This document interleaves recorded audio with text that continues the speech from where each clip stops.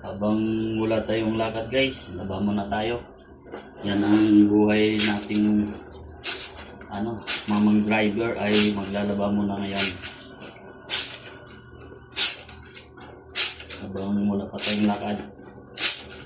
Kasi wala na tayong isusuot guys.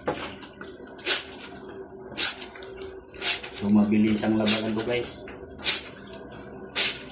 Kahit naglalaba tayo, makipag-engage tayo guys para makasabay naman tayo sa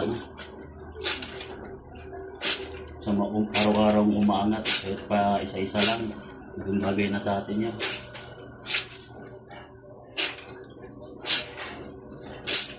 Kaya kung may time lang, kahit ilang minuto, makipag-engage tayo guys.